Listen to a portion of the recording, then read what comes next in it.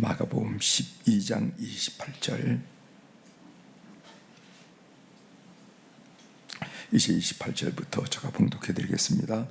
서기관 중 한 사람이 그들이 변론하는 것을 듣고 예수께서 잘 대답하신 줄 알고 나와 묻되 모든 계명 중에 첫째가 무엇이니까? 예수께서 대답하시되 첫째는 이것이니 이스라엘아 들으라. 주 곧 우리 하나님은 유일한 주시라. 네 마음을 다하고 목숨을 다하고 뜻을 다하고 힘을 다하여 주 너희 하나님을 사랑하라 하신 것이요, 둘째는 이것이니 네 이웃을 네 자신과 같이 사랑하라 하신 것이라. 이보다 더 큰 계명이 없느니라. 서기관이 이르되 선생님이여 옳소이다. 하나님은 한 분이시요 그 이외에 다른 이가 없다 하신 말씀이 참이니이다. 또 마음을 다하고 지혜를 다하고 힘을 다하여 하나님을 사랑하는 것과 또 이웃을 자기 자신과 같이 사랑하는 것이 전체로 드리는 모든 번제물과 기타 제물보다 나으니이다. 예수께서 그같이 있게 대답함을 보시고 이르시되 내가 하나님 나라에 멀지 않도다 하시니 그 후에 감히 묻는 자가 없더라. 아멘. 34절까지 보겠습니다.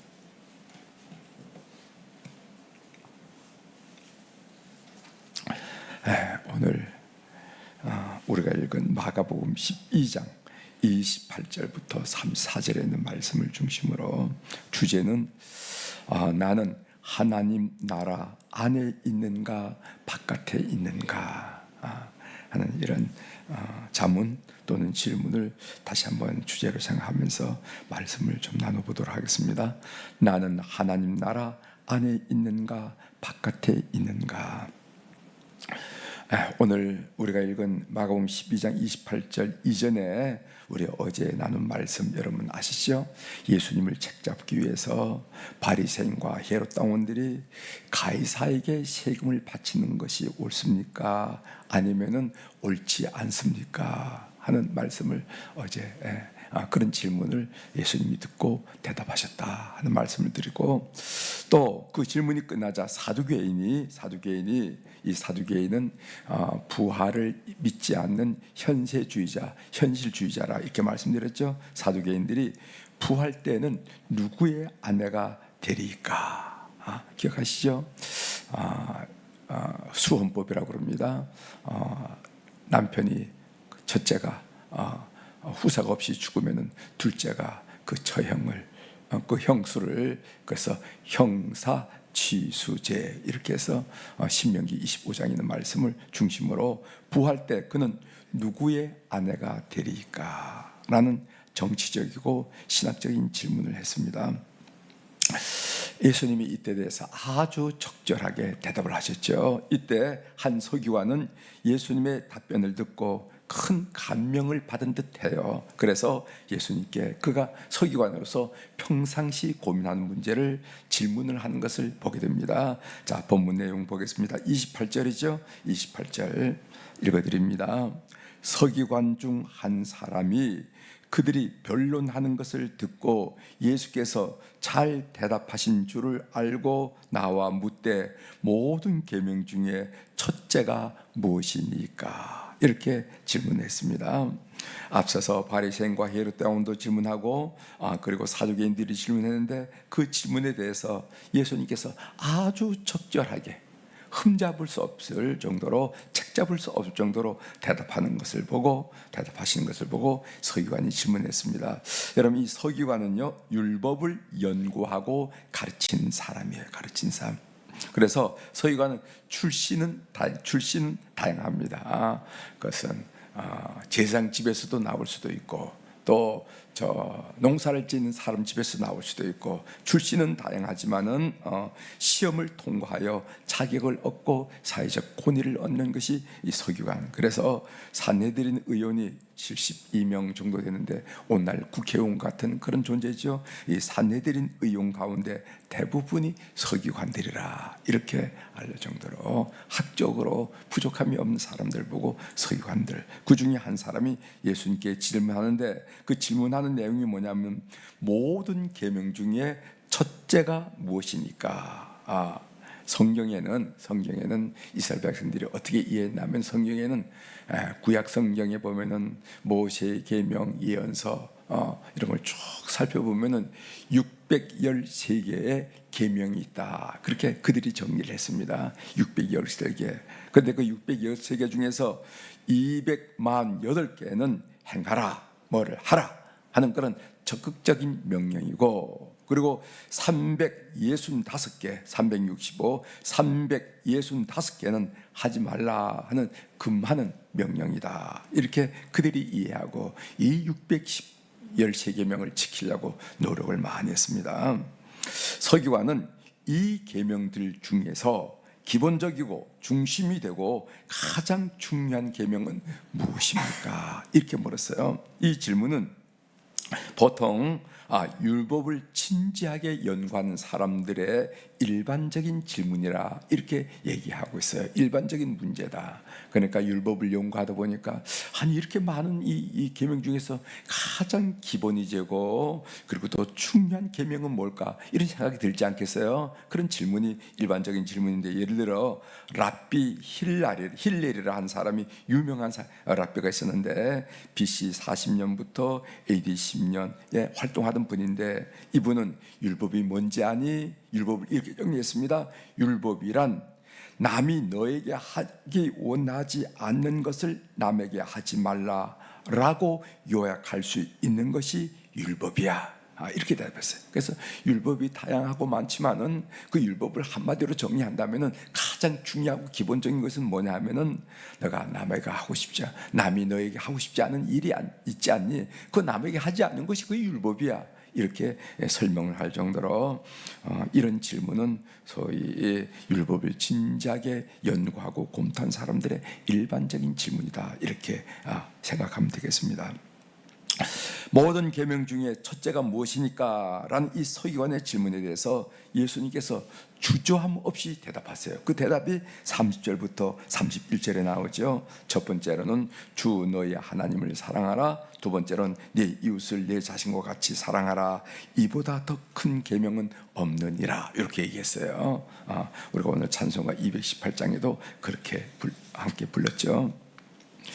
이 예수님의 대답이 놀라운 것은 뭐냐 하면은 하나님 사랑과 이웃 사랑을 뗄 수 없는 것으로 결합시킨 것입니다. 이 점이 탁월하다는 거예요.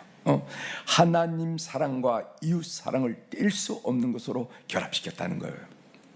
여러분, 이 하나님 사랑은 신명기 6장 4절부터 5절, 흔히 우리가 이스라엘의 교육하면 쉐마 교육하는데 그 쉐마 교육의 핵심적인 내용이에요. 제가 그 부분 읽어드리겠습니다.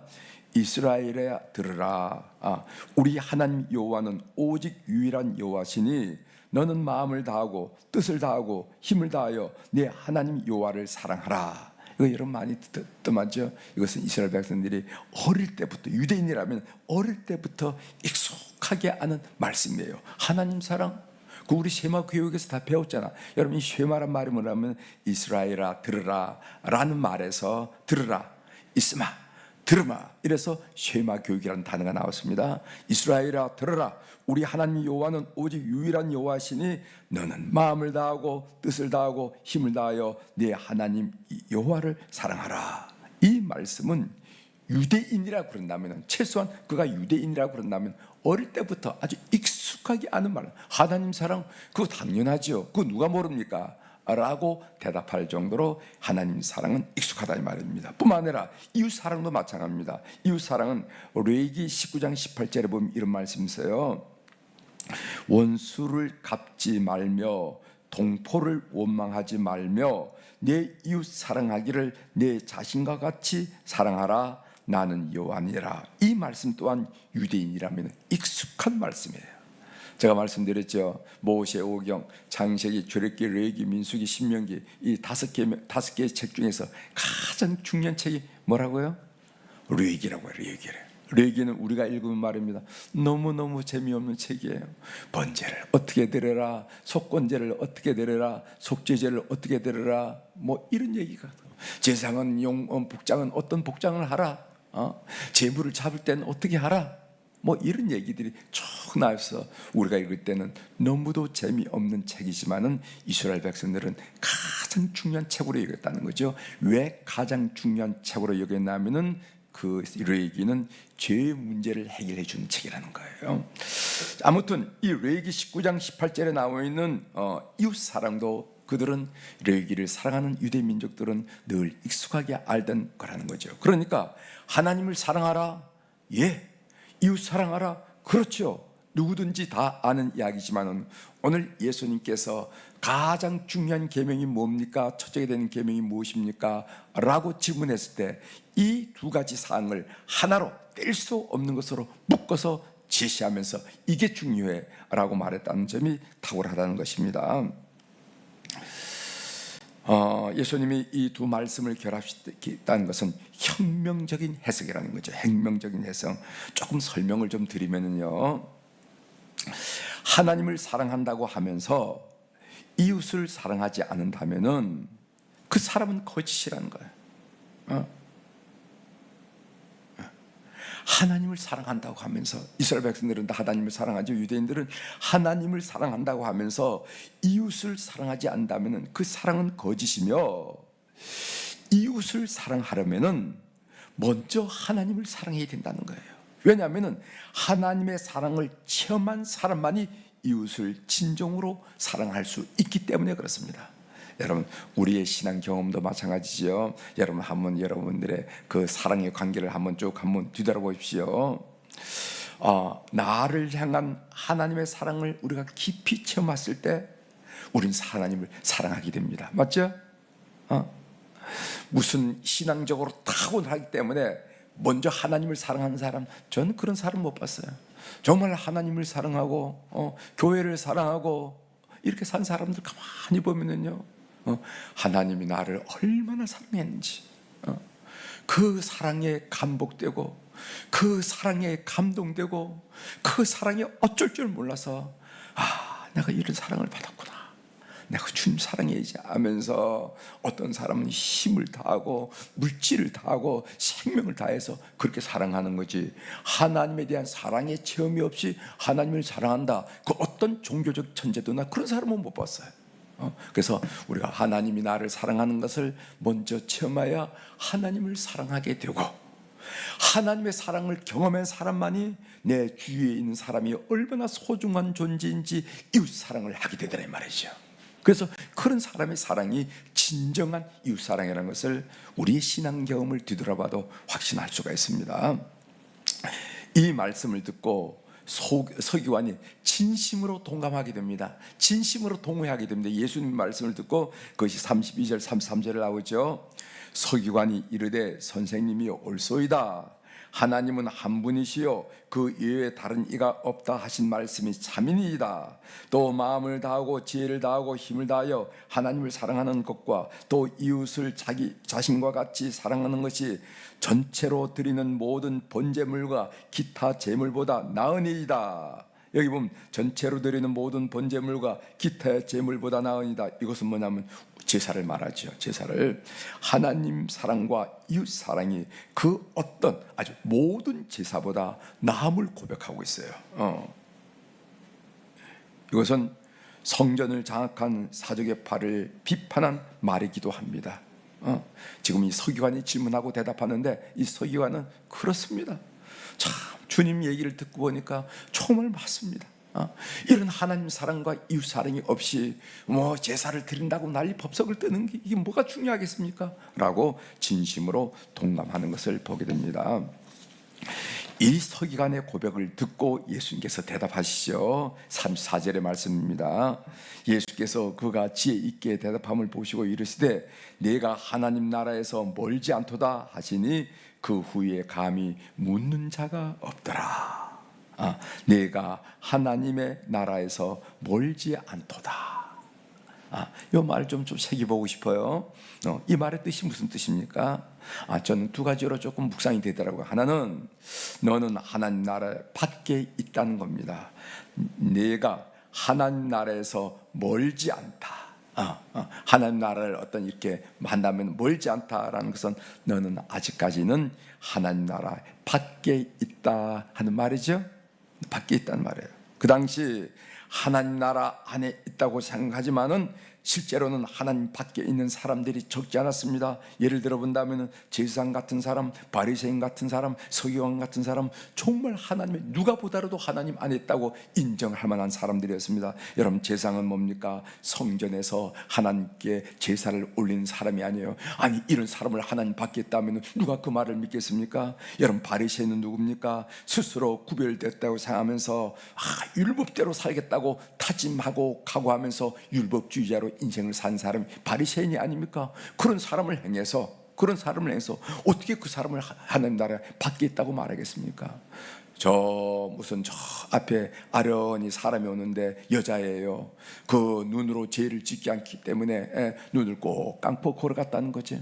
그러다가 이 벽에도 부딪히고 저 벽에도 부딪혀서 그 바리새인 이마에는 늘 이렇게 상처가 났다라고 알려질 정도로 이렇게 큰 거룩하게 살려고 했던 사람이 바리새인인데, 아니 그런 바리새인을 하는 나라에서 바깥에 있다고 그러면 그걸 누가 믿겠습니까? 그리고 서기관들은 조금 전에 설명했듯이 평생 율법을 연구하고 율법을 가르치는 사람이에요. 제사장을 보나 바리새인을 보나 서기관 분은 누가 보더라도 하나님 안에 있는 사람이지, 하나님 나라 안에 있는 사람이지. 그러나 예수님이 볼 때는 하나님의 안에 있는 것처럼 보이지만은 하나님 바깥에 있다라고 설명을 하는 것을 우리가 말씀을 통해서 보게 됩니다. 우리가 이 부분에서 우리 자신도 이런 불의에 해당되지 않은가 한 번쯤은 우리가 함께 자문해 보셔야 됩니다. 내가 이런 직분도 가졌는데, 집 사고 돈 사고 직분도 가졌는데, 그리고 내가 예수 믿은 지가 한두 해가 아닌데 나는 하나님 나라 안에 속했을까 아니면 바깥에 속했을까 한번 보자는 거예요. 두 번째로, 네가 하나님의 나라에 멀지 않도다 하는 말은 무슨 말인가 하면은 전 또 이렇게 묵상이 되더라고요.